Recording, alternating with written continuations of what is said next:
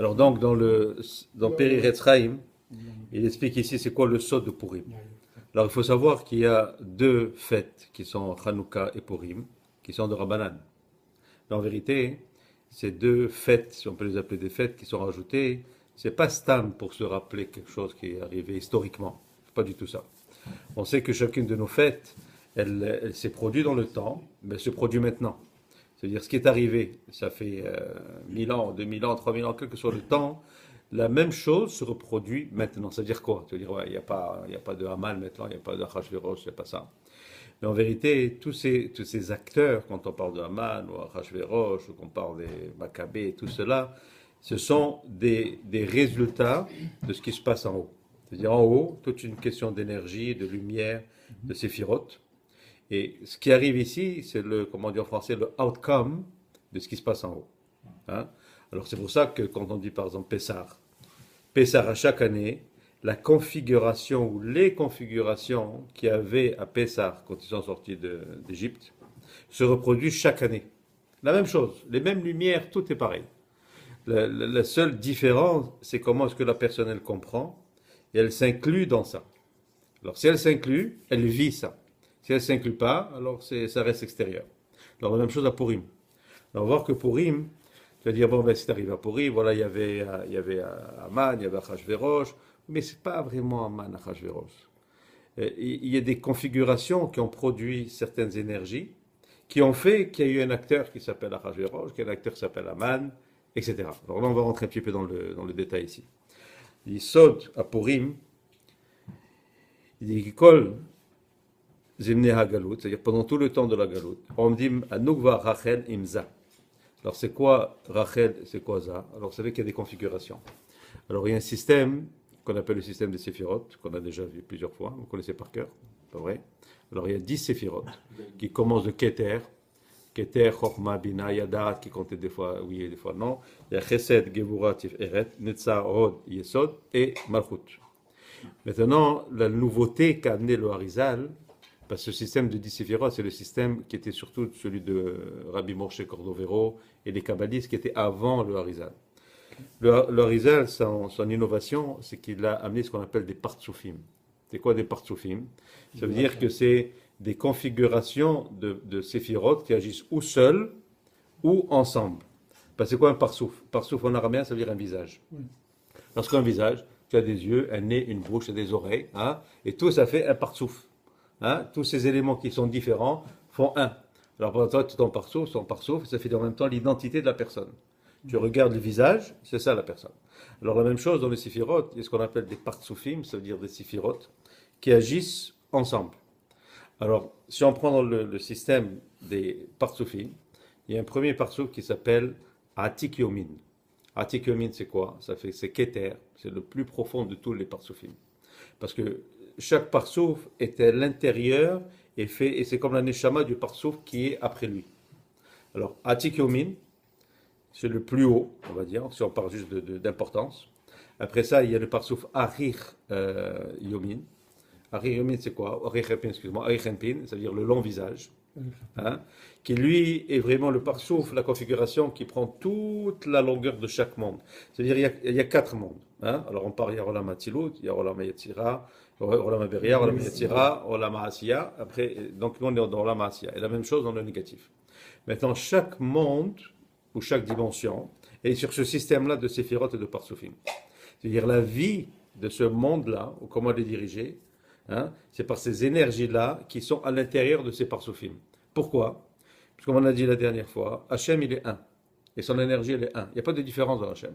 Mais si tu dis par Soufa Tikomin, par Soufa Renpin, par Ivzer Renpin, tu fais des différences. Dans Hachem, il n'y a pas de différence, ça n'existe pas. Mais dans chaque monde, son énergie, elle s'habille, si on veut, dans un filtre, hein, qui devient par souffle. Et c'est comme ça qu'il y a toutes les interrelations des énergies qui font la direction, qu'on appelle la Merkava. Alors donc, il y a le parsouf principal Atikomin, il y a Ari Renpin qui lui prend toute la grandeur d'un monde.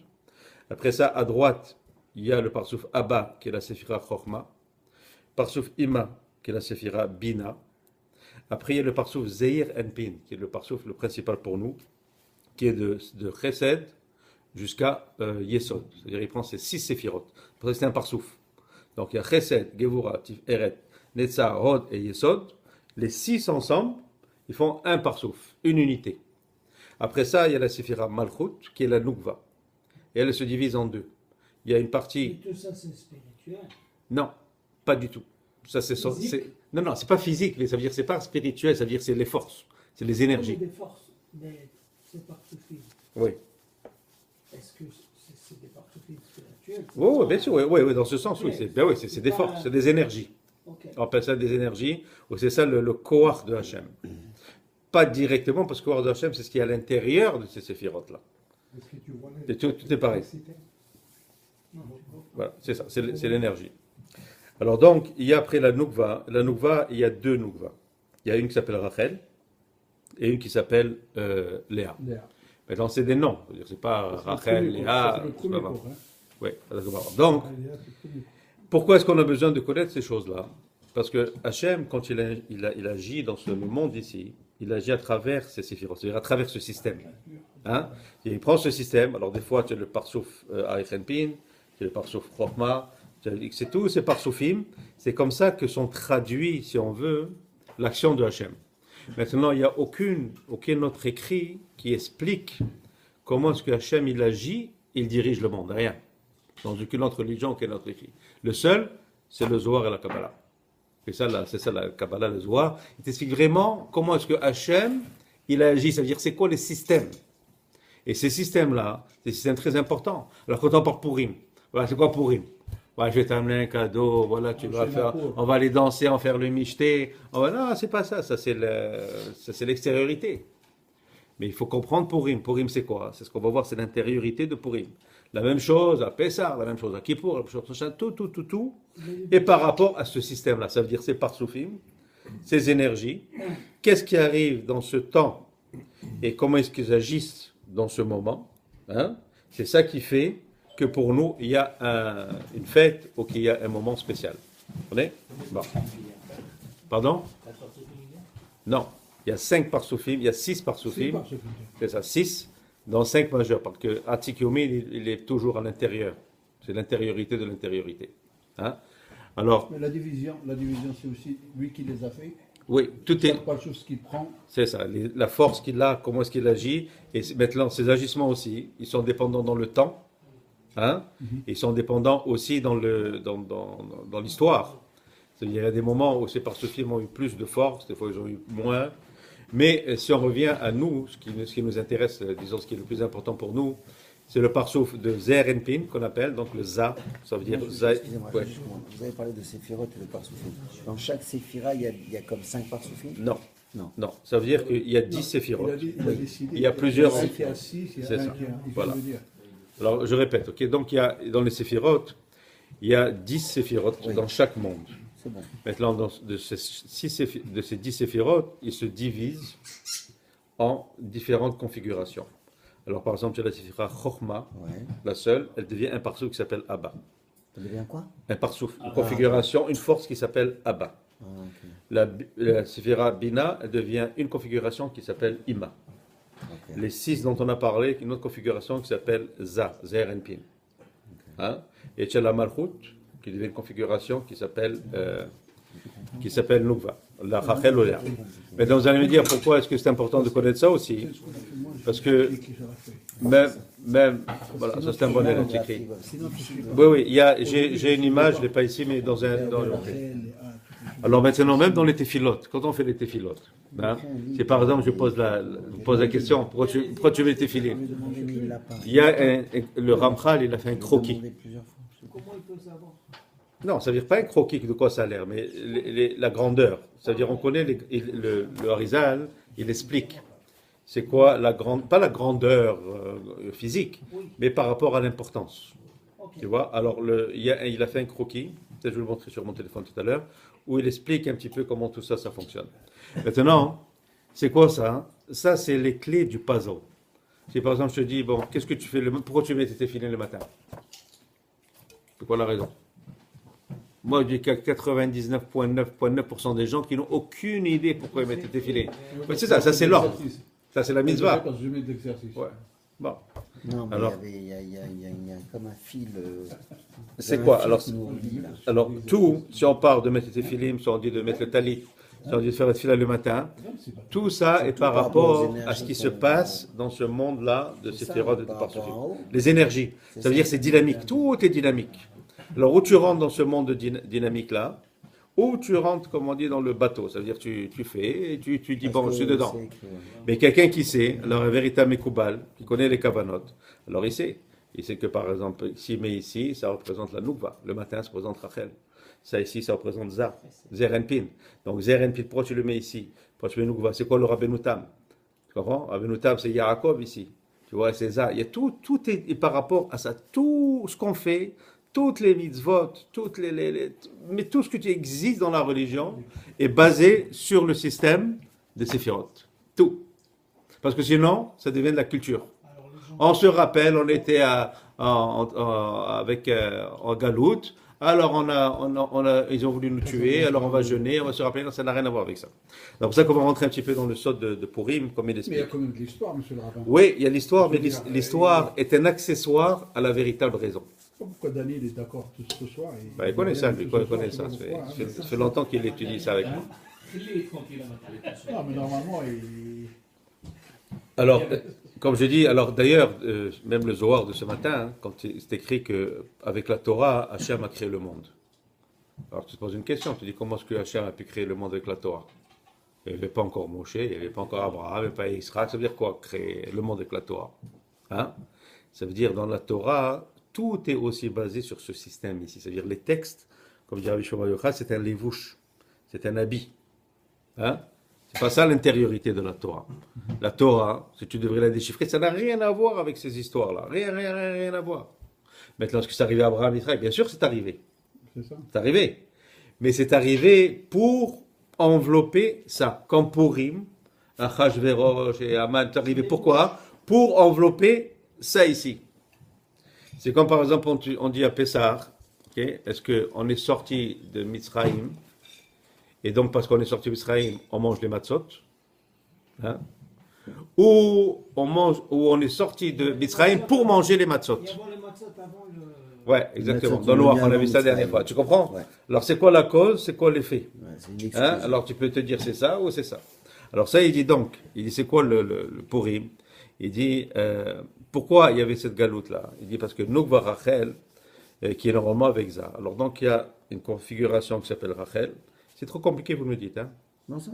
Ok, Écoute, c'est bien compliqué. Là. oui, mais c'est trop, tu me dis, j'essaie d'expliquer. Alors donc, il y a cette configuration qui s'appelle Rachel, et il y a celle qui s'appelle Za. Maintenant, qu'est-ce qu'il y a dans la galoute? C'est qu'il y a ce qu'on appelle Achor Be'achor. C'est quoi Achor Be'achor? C'est Ça pas veut- Rachel, elle est là? Non, Rachel, non. Za, Zan, c'est qui? c'est pas la Noukva. Za, c'est le masculin, c'est le Zachar. Ok. Ok, qui est de Chesed jusqu'à Yesod. Maintenant, ils étaient pendant la galoute ce qu'on appelle Achor Be'achor. C'est quoi Achor? Ça veut dire que les raisons de ces parsoufim-là, c'est de s'unir, ok, de se mettre ensemble, les masculins et féminins. Alors, il ne faut pas penser Chas Shalom, homme, femme, ça n'a rien à voir avec ça. C'est des énergies, c'est comme l'électricité. Il y a positif, négatif. Ça prend les deux. Sinon, tu ne peux pas avoir de courant. Hein? La même chose. Les énergies en haut, quand on parle du parsouf Rachel, on parle du parsouf Za, il faut qu'ils s'unissent. C'est-à-dire, c'est ça aussi la tefila le matin. Alors, ils essayent de s'unir, parce que quand ils s'unissent, il y a l'harmonie, et quand il y a l'harmonie des énergies, alors là, il y a des résultats. Et maintenant, pour qu'ils s'unissent, il faut qu'ils soient panim et panim. Ça veut dire face à face. Quand ils sont achor et achor, alors il n'y a pas possibilité de s'unir, il n'y a pas de shefa. Alors des fois, il y a panim et achor, hein, achor et achor, panim et panim. Alors qu'est-ce qui fait qu'il y a la galoute? Voilà, tu vois, il t'explique ici pourquoi il y avait la galoute de Babel. Parce qu'ils étaient achor et achor. C'est-à-dire qu'il n'y avait pas possibilité d'avoir de shefa. Hein? Ils étaient dans une position qui n'était pas propice à ce qu'on reçoive l'énergie d'en haut. Donc, ils étaient achor et achor. Et אמנם אז היה בסוף אותן ה-70 שנים, זה כי זה pendant 70 ans, של גלות בבל, כנודע, ואז היה מתחיל למעלה לעשות תיקון. Alors maintenant, cet achor be'achor, il a duré pendant 70 ans. Maintenant, donc, à la fin de 70 ans, c'était là que c'était qui devait avoir le tikkun, qui est l'arziram panim et panim, pour que maintenant, ils se mettent panim et panim. C'est-à-dire, quand on voit ce qui est arrivé et que Esther, elle s'est présentée devant Achashverosh, qu'Achashverosh a accepté, que c'est Aman qui a perdu, c'est pourquoi? C'est pas Esther, c'est pas Achashverosh, c'est pas ça. C'est parce qu'en haut, ces deux parsoufim là, qui étaient Achor Be'achor, ils se sont mis panim et panim. Hein? Il dit Ah, Zousachir, Apalat Dormita Beza. Il dit il a fallu que Za, ça veut dire il y a un secret, c'est dans le secret aussi qui est dans la création de Chava. Quand on dit que Adam, il est ce qu'on appelle dormita. Dormita, c'est-à-dire il a, pas comme on dit en français, en français, il est faire le sleep. C'est dormita. Mais c'est comme ça, parce que dormita, et Hachem a pris de sa côte, il a pris Chava. Hein? Ouais. Maintenant, ce saut de dormita, c'est pas vraiment dormir. Ça veut dire que pour qu'il puisse avoir cette révélation du parceau féminin, okay, il faut qu'il y ait dormita chez Za. C'est-à-dire cette configuration de Za, il faut qu'elle s'affaiblit, si on veut. Et là, il y a la Nukva qui sort. Il dit « Je istal ekuta mochin minaza ». C'est quoi istal ekuta mochin? C'est-à-dire que les mochin de Za sont... C'est quoi les mochin? Il faut savoir que si dans un partsouf, il y a ce qu'on appelle les mochin, ça veut dire... C'est quoi le mochin? Mochin, ça veut dire les cerveaux. Okay? Alors, dans chaque partsouf, il doit avoir des mochin, qui sont les mochin, c'est quoi? C'est le chabad. C'est chokhma, bina, vedaat. C'est-à-dire un partsouf lui-même, il est composé de 10. Alors, quand je dis que, par exemple, partsouf Za, il comprend les 6 séphirot de Chesed jusqu'à Yesod, mais étant donné que c'est un partsouf, lui-même, il va être composé de 10. Parce que tout est composé de 10 séphirot. Alors même si je dis que la séphira, le parsouf Abba, qui est seulement la séphira Chokhma, mais alors quand c'est un parsouf Abba, alors Chokhma, il est 10 séphirot. D'ailleurs, tout est 10. Il y a 10 et 10 et 10. Alors par exemple, tu as la... Pas les parsoufim. Oui, mais les parsoufim deviennent 10. Oui. Divisé 6. Oui, ils sont construits de 6 séphirot, mais là, ils deviennent 10. Ça veut dire, pour agir, il faut avoir 10. Okay? Alors maintenant, chacune de ces séphiras, elle se divise et se subdivise en 10, en 10, en 10, en 10. Alors si je prends la séphira, toujours, c'est-à-dire si je prends la séphira Chokhma, presque. Alors Chokhma, qui est la séphira qui devient Partsouf Abba, il a 10 séphirot. Alors donc, il va avoir Keter de Chokhma, Chokhma de Chokhma, Bina, etc. Maintenant, chacune de ceux-là vont se diviser en 10. Donc tu vas voir Chokhma, de Keter, Bina, de Chokhma, de Keter, etc., tac, tac, tac, sans fin. C'est pour ça que les agissements d'Hachem, ce n'est pas des agissements simples. Ça veut dire que même ça, tu peux décomposer. Si tu vois par exemple la Kavanah du Rashash, pendant la Hamida, hein, c'est de Bina, de Chesed, en Chokhma, de Keter, de Bina, de Chokhma, de Bina. Quelque chose comme ça. C'est incroyable. Alors il faut que tu saches, ça veut dire quoi? C'est quoi l'effet? Parce que quand tu parles Chokhma de Bina, c'est pas comme Bina de Bina. Non. C'est différent. Pas du tout. C'est une identité. C'est une autre énergie. Alors imagine quand tu vas, tu dis c'est Chesed de Chokhma de Bina, de Chokhma de Keter de Bina. C'est très difficile. Il n'y a pas de logique. Oui, mais là, on n'est pas là. Non, c'est très logique. Oui, non. C'est un système, mais c'est très compliqué. C'est très compliqué si tu n'apprends pas. C'est comme toi, tu es un ingénieur. Je vais te dire, il va te lire un plan, il va le comprendre comme ça. Mais toi, c'est très compliqué, tu ne comprends rien. C'est du chinois. Mais va faire, deviens ingénieur, tu vas comprendre. Tout ce qui se tu es un passe dans le comptable, monde, voilà, tu es un dentiste, un médecin. Tout ce qui se passe dans le monde passe à travers Tout toutes est ces... tout par rapport. Quelqu'un qui comprend ça, là, après, ça veut dire quelqu'un qui Ah oui, c'est bien Oui. compliqué là. Oui, c'est Il faut compliqué. que tu nous donnes un petit C'est peu. compliqué? Tu nous as un peu mélangé, donner quelque Très chose bien. de plus facile là. Ok, alors très bien. Alors je vais juste vous finir ça, après ça on va passer au... Ce soir, tu nous as un peu. Bon, assommés. ok. Too much, no, it's really too much. C'est ce Kabbalah le plus simple. En 10 minutes, tu nous as. C'est Kabbalah. Ok, fine. Alors, tu sais quoi, Ok. tu es seul, tu as tout compris. Non, la vérité. On n'a rien compris. Non, j'ai essayé de suivre. parce Ok, que très bien. c'est compliqué. Alors, ok, je vais finir avec ça, on va passer au Zohar. Alors, il faut prendre les Zohar. Alors, qu'est-ce que c'est quoi que vous devez sortir ce soir avec? C'est quoi maintenant l'idée? Hein, parce que dans un cours, il faut sortir avec un par deux Même si dans on le ne site. comprend pas, c'est qu'on peut l'avoir. Oui, non, en vérité, tu sais qu'est-ce qu'on dit pour le Zohar à la Kabbalah? C'est que toi, tu crois que tu n'as pas compris, mais ta Neshama, elle comprend tout ce que je suis en train de dire maintenant. Tout, et c'est non. Toi, tu crois que tu ne comprends pas, mais crois-moi. J'en ai jamais à la compris. Ta Neshama, maintenant, elle est en train d'avoir un plaisir.